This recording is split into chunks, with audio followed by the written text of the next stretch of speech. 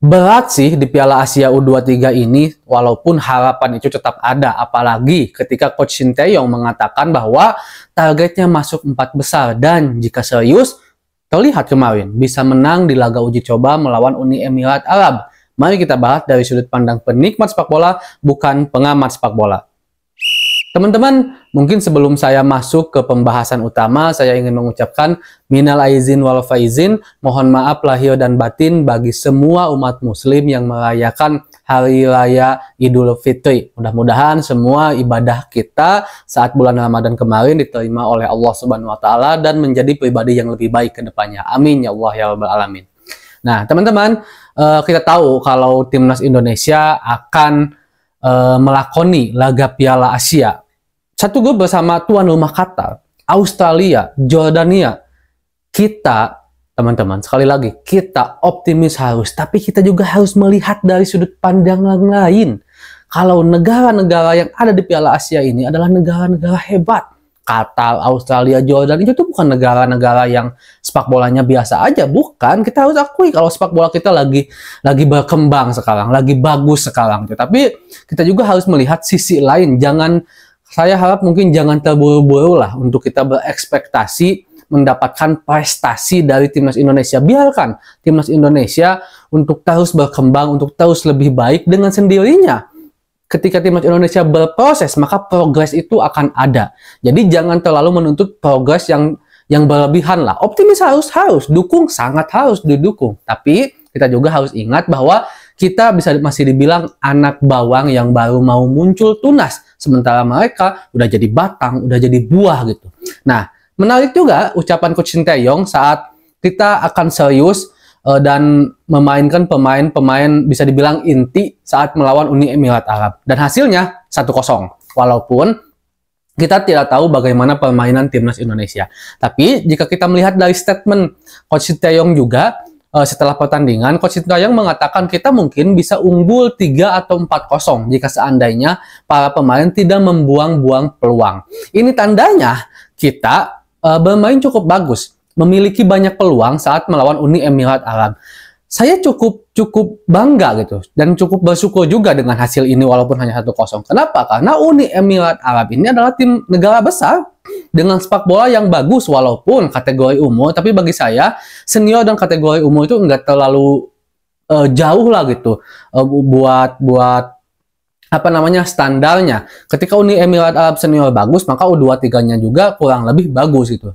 Nah, Uni Emirat Arab ini adalah tim bagus. Kenapa dia ada di Piala Asia sekarang pun? Karena dia adalah negara bagus. Tapi Indonesia berhasil menang. Ini merupakan satu hal yang bagus, satu hal modal yang sangat berharga bagi timnas Indonesia untuk melakoni laga sesungguhnya di Piala Asia U23 melawan Qatar, Australia ataupun Jordania.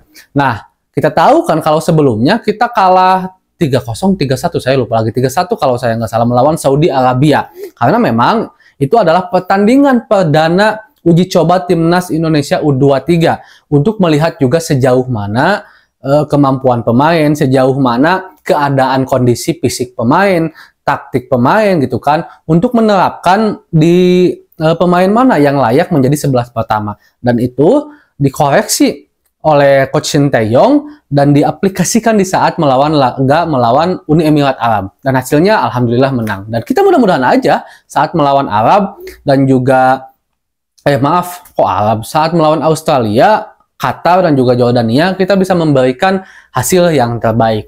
Nah, jika dilihat dari komposisi, sebenarnya banyak pemain-pemain timnas Indonesia U23 sekarang yang memang bermain di senior. Itu sebabnya juga begitu pentingnya pemain-pemain muda yang udah menjadi tulang punggung di senior, akhirnya menjadi tulang punggung di U23 gitu.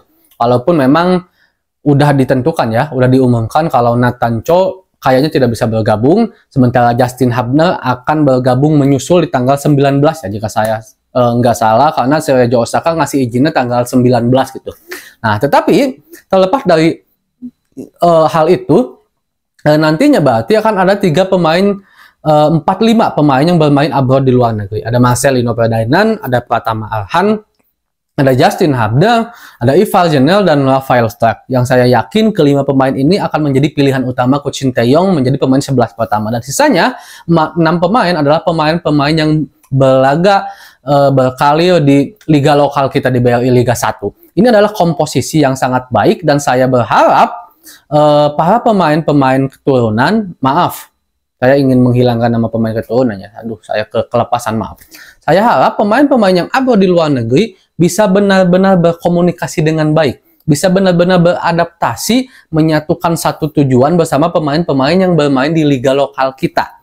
Nah, kenapa? Karena takutnya gambling sama seperti di timnas senior. Kita harus akui kalau di timnas senior banyak pemain-pemain yang bermain di liga lokal kita itu keteteran, tidak bisa mengimbangi permainan-permainan para pemain yang bermain di luar negeri. Mungkin hanya bisa dibilang Yakob Sayuri sajalah yang 11-12 level to level bisa mengimbangi para pemain-pemain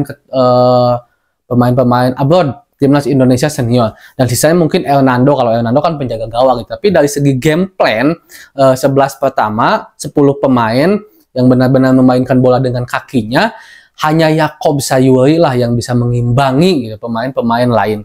Nah, saya harap juga hal seperti itu tidak terjadi di timnas U23. Jangan sampai kelima pemain ini yang bermain di luar negeri terlihat seperti bermain sendiri, sementara pemain-pemain yang bermain di liga lokal kita agak keteteran untuk mengimbangi permainan-permainan para pemain yang bermain di luar negeri. Kita tahu kan saat permainan timnas senior di mana Nathan dan Witan begitu banyak komunikasi, begitu banyak saling mengingatkan, karena Witan waktu itu dianggap tidak sesuai mengeluarkan permainannya dengan apa yang diinginkan oleh Nathan Cho, yang dimana Witan bermain di liga lokal, Nathan Cho bermain di luar negeri kan. Nah, jangan sampai hal seperti itu kembali terjadi. Tapi mudah-mudahan timnas U23 bisa cepat beradaptasi, bisa memberikan yang terbaik, dan tentunya bisa sesuai dengan target yang diharapkan masuk 4 besar dan kita bisa lolos Olimpiade. Karena kalau kita lolos Olimpiade itu bagus banget ya. Mudah-mudahan aja ya teman-teman. Mari kita bahas lagi tentang sepak bola Indonesia di lain kesempatan di konten selanjutnya. Assalamualaikum.